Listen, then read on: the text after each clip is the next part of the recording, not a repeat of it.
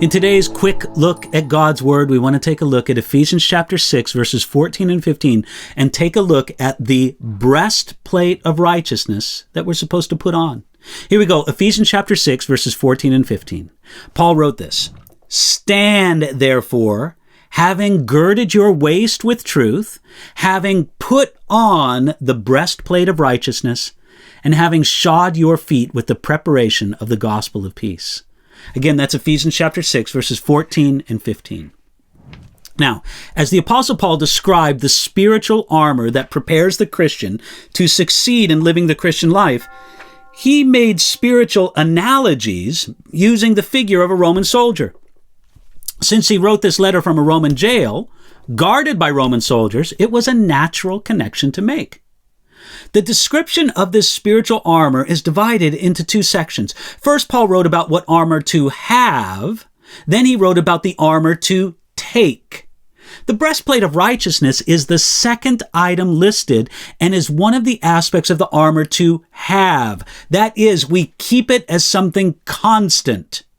Using the connection Paul made, we are to keep righteousness on us just as a Roman soldier kept his breastplate on himself.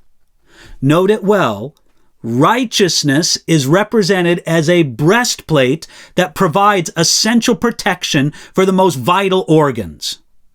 We can no sooner battle against spiritual enemies in our own righteousness than a soldier can effectively fight without his breastplate or body armor.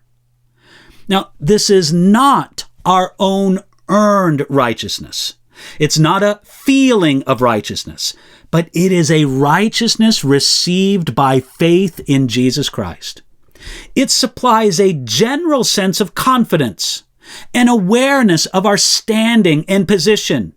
We know that our standing with God is based on who Jesus is and what he did, instead of who we are and what we have done. We put on the breastplate of righteousness by choosing to trust in Jesus, by putting your faith in him. Then, and only then, are you protected by this breastplate. Martin Lloyd-Jones wrote this. He said, "Thank God for experiences, but do not rely on them. You do not put on the breastplate of experiences, you put on the breastplate of righteousness." Now, sometimes we're tempted to say to the devil, "Look at all I've done for the Lord," but that is shaky ground, though sometimes it feels good. It's shaky because the feeling and experience and doing are all so changeable. The good news is this: God's righteousness never changes.